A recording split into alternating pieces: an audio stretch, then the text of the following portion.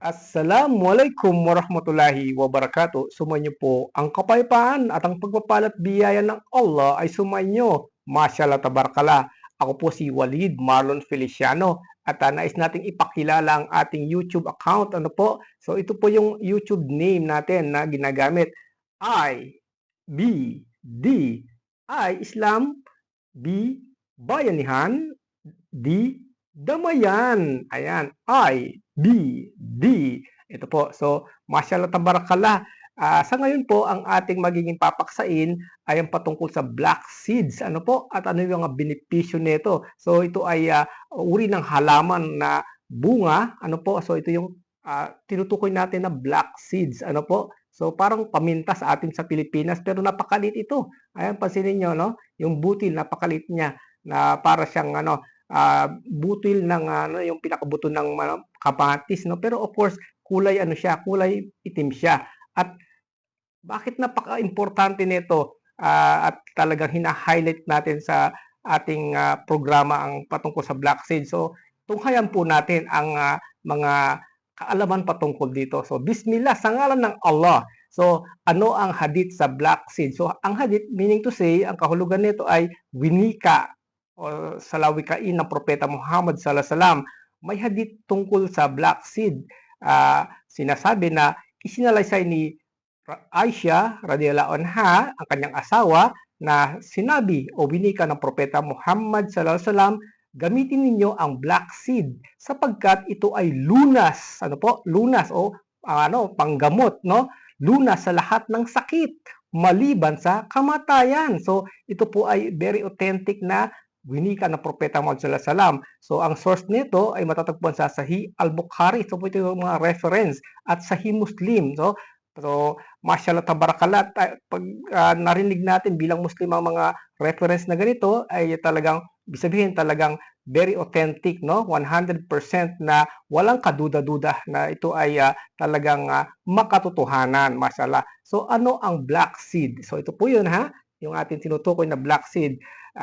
So, ang mga pangalan na ginagamit dito ay ang Habatus Sauda. So, Arabic name, ano po? Sa English is black seed. Ayan, kahulugan ng lunas sa lahat ng sakit. So, ito yung pakahulugan do sa winika natin kanina na ito ay sinalita ng Propeta Muhammad sallallahu alaihi wasallam. Hindi ito literal na para sa bawat uri ng sakit, kundi may malawak itong benepisyo depende sa tamang paggamit at kalooban ng Allah. So kaya sa Islam, yung inshallah, no, sa kalooban ng Allah kapag ka ito ipinahintulot niya. So magdidepende yan sa ating tatag ng pananampalataya, ano po, sa tibay ng ating pananampalataya sa Allah subhanahu wa ta'ala. So narito ang tinatawag na Arabic text ng hadith na ito. So hindi na natin babanggitin, no? So sa kahulugan sa Tagalog.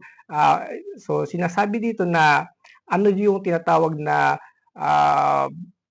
sinasabi na ano yung asam. So sa Arabic word kasi o terminology, ito ay patungkol doon sa kamatayan. So ito daw yung hindi lang pwedeng magamot sa black seed na to. Mashallah tabarakallah. Sabihin, lahat ng uri ng karamdaman. So of course, depende nga yan kung ito ay ipagkakaloob ng Diyos, ng Allah subhanahu wa ta'ala. Ayan, so ito po yung ating tinutukoy, no?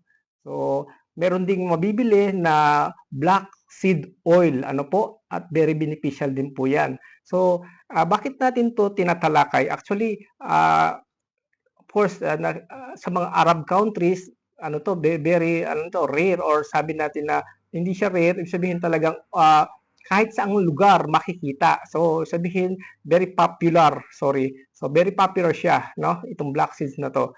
At pwede naman ding ipadala rin sa Pilipinas, ano po, dahil tayo experience natin na tayo ay nagpapabagahe dala ang katulad ng ganitong mga black seed. So, ang kompresyo ay napakamura po, napakamura. Kumbaga barya-barya lang, no? Sabi nga, kung meron tinatawag na 1 real, 2 real, o piso, 2 piso, so mabibili itong sa ganitong yung mga tinatawag na mga pag tayo ay nagdanais na magpadala sa Pilipinas. So kayang-kaya, ibig sabihin, abot kaya sa ating bulsa, mashallah tabarakallah.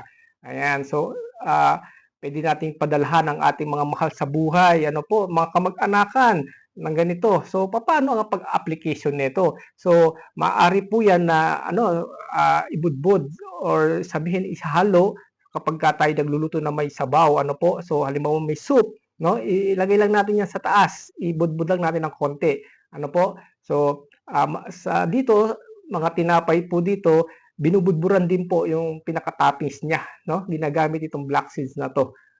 Kitang-kita yan po. So, sa lahat, ako ang nagiging practice ko sa kape naman. Ano po? So, sa kape, yan yung ating nilalagay at binubudburan natin yung ating kape. So, sabihin, mapainumin o mga pagkain, pwede pong i-apply ang tinatawag na black seed at ating ito'y kakainin. So, masya tabarakallah. At of course, yung bismillah, no, sa ngalan ng Allah, lagi pagka tayo kumakain dahil yun ay sunnah ng Propeta Muhammad sallallahu alaihi wasallam. Ngayon, ang next natin na magiging topic naman, of course, kitang-kita natin may gulay, ano po. So, ang buhay ay may kulay kapag may gulay. Kaya mapapansin nyo, very colorful yung ating pananamit ngayon. So, alhamdulillah. So, patungkol naman dito sa, ayan, itong malunggay. Ayan, so malunggay. So, ang malunggay, patungkol sa benepisyo niya, so nasasabi dito na ang malunggay, ano po, so ito yun, mataas sa nutrisyon. Ayan, masanta barkala, no?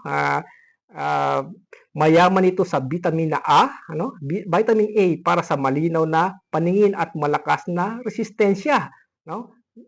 Meron din siya tinatawag na vitamina C, no? Vitamin C, pampalakas naman ng immune system. Ano po? Kailangan natin 'yan. So para at least may laban nga sabi natin lalo sa mga katulad ng mga virus or bacterias.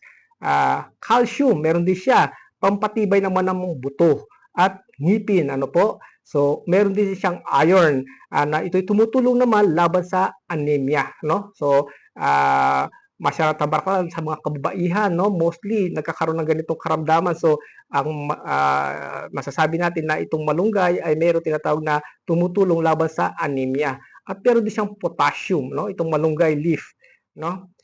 Mabuti sa puso at presyon ng dugo. Ayan. At pangalawang kanyang benepisyo ay pampalakas ng resistensya, ano? Dahil sa antioxidants, antioxidants at vitamina C. Nakakatulong ito laban sa infeksyon at pamamaga, ano po.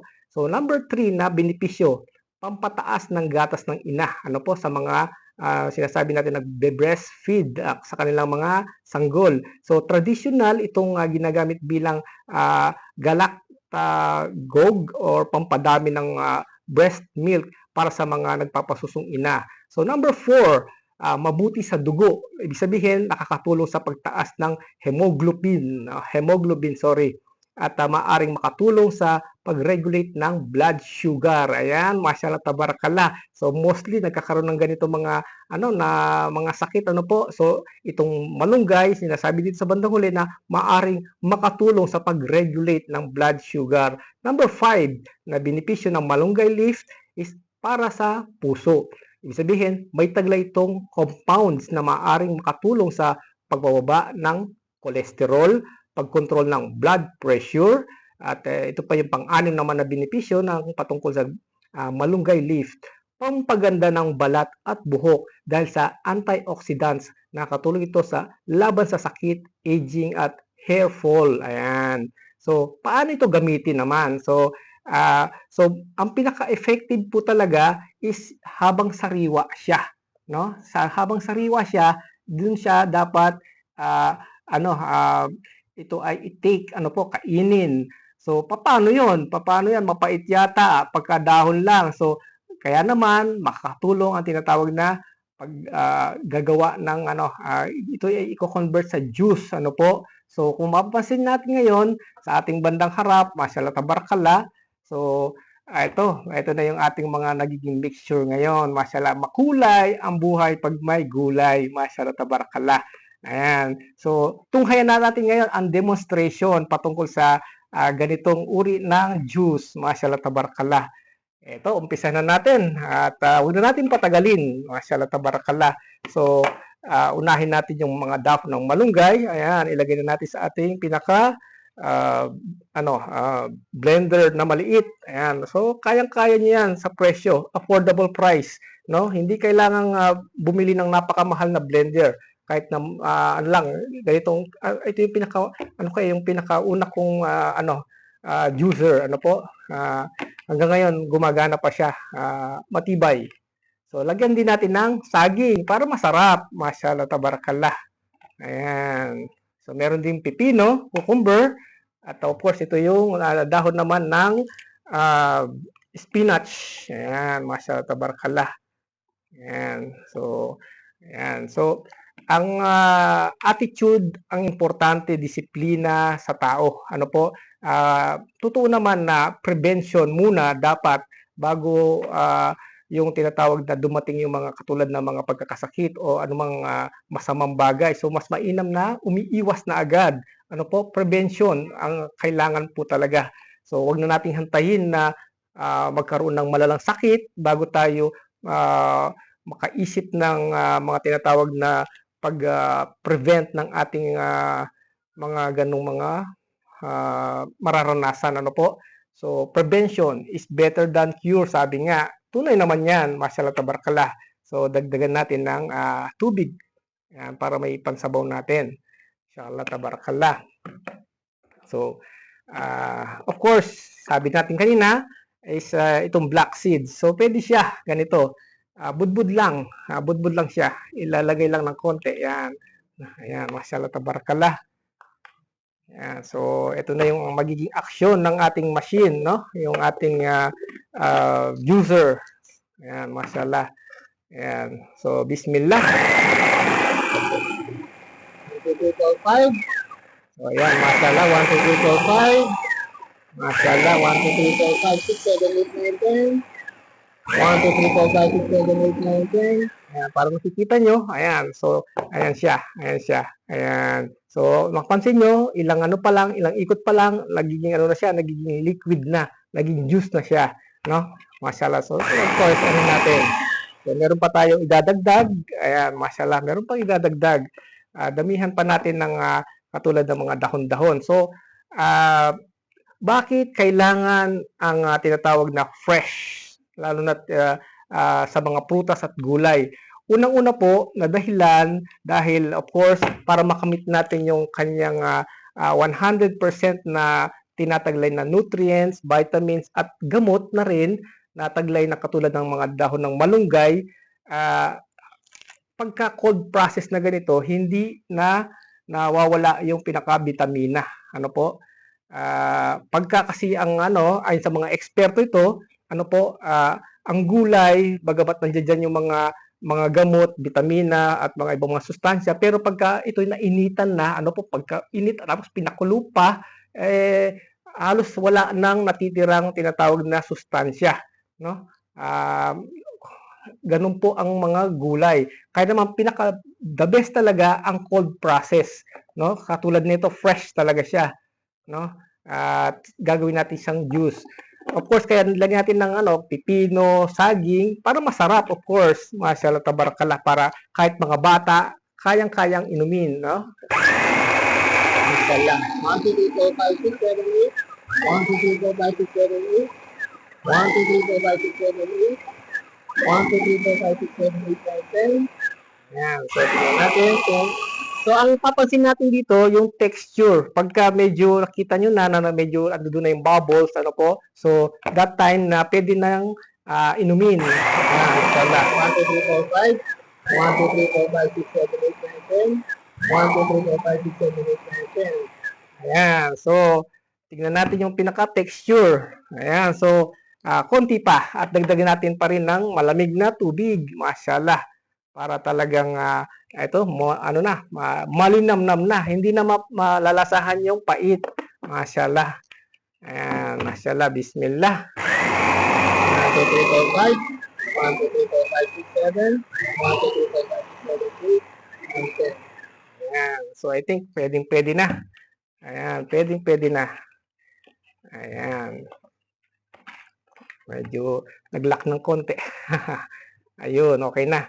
So, nais ko sanang i-focus sa inyo. Kitang-kita kasi dito yung bubbles, eh, 'no? So, ayan, tignan natin. Pakita niya lang natin. Ayun. So, ito na yung pinaka-texture. Talagang makita niyo, andiyan na yung bubbles niya, 'no?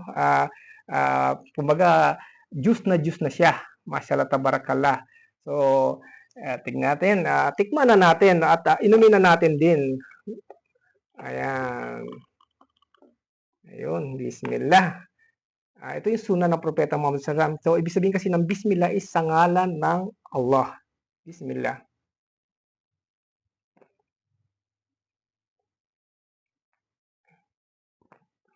Masarap. Bismillah.